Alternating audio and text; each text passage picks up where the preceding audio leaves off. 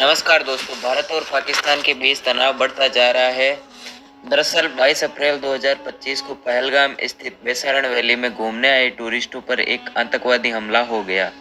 यह हमला पाकिस्तान बेस आतंकवादी संगठन लश्कर ए तैयबा के शैडो ग्रुप TRF यानी द रेजिडेंट फ्रंट के 4 से 6 आतंकवादियों ने इस हमले को अंजाम दिया।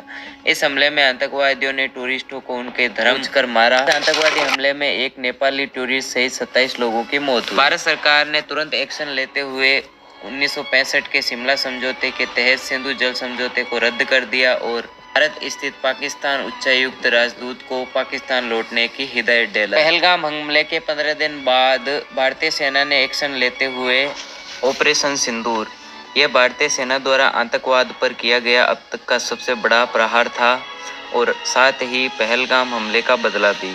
भारतीय सेना ने पहलगाम अटैक के 14 दिन बाद 6 मई 2025 को ऑपरेशन सिंदूर लॉन्च किया, जिसमें पाकिस्तान के 9 आतंकवादी ठिकानों को तबाह कर दिया गया। इसमें भीमबेर, कोटली, मुजफ्फराबाद, मुरीद के, बहरावल, सियालकोट, चक अमरू, गुलमपुर शामिल है, जिसमें 100 से ज्यादा आतंकवादियों को मौत की घाट उतार दिया गया। Was launched by Indian Armed Forces to deliver justice to the victims of Pahalgam terror attack and their families. 9 terrorist camps were targeted and successfully destroyed. Over the last 3 decades, Pakistan has systematically built terror infrastructure. It is a complex web of recruitment and indoctrination centers, training areas for initial and refresher courses, and launch pads for handlers. These camps are located both in Pakistan as well as Pakistan occupied Jammu and Kashmir area. इस हमले की खास बात यह रही कि भारतीय सेना ने किसी भी सिविल इलाके को टारगेट नहीं किया। ऑपरेशन सिंदूर के बाद पाकिस्तान ने भी शुक्रवार को जम्मू के पुंछ, राजौरी, राजस्थान के जैसलमेर, पंजाब के अमृतसर ड्रोन से हमले करने की कोशिश की, जिसे भारतीय एयरबेस सिस्टम ने नाकाम कर दिया। 6 मई को शुरू हुई गोलीबारी और जवाबी कार्रवाई का अंजाम 10 मई को जाकर समाप्त हुआ।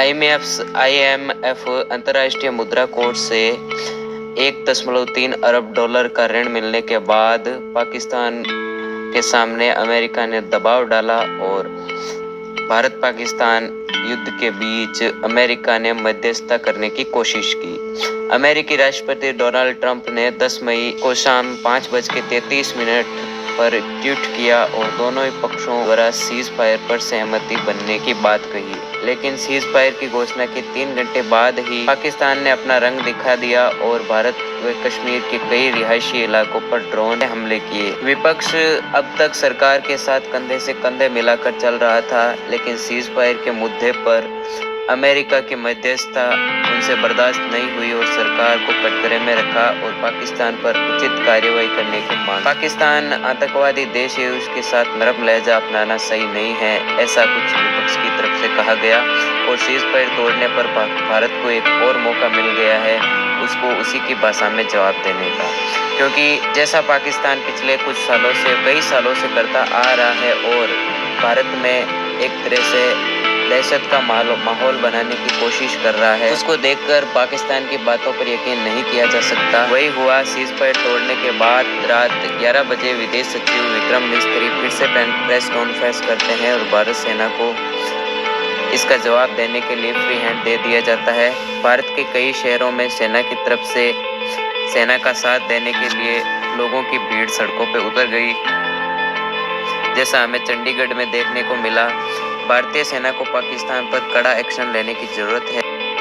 भारतीय जनता से हमारे चैनल की यही अपील है कि सेना का साथ दें, जहां तक जितना हो सकता है उतना प्रशासन का साथ दें और प्रशासन जो हमारे लिए गाइडलाइंस जारी करता है उनको सही से अप्लाई करें और रात के समय में ब्लैकआउट खुद की तरफ से भी कोशिश रखें, ज़रूरी सामान अपने घर में रखें और एक दूसरे की मदद करने की कोशिश करें, क्योंकि जिस तरह से पहलगाम में धर्म के नाम पर हमारे देश को बांटने की कोशिश हुई है, वैसे में हमें उनके नापाक इरादों को कामयाब नहीं होने देना है।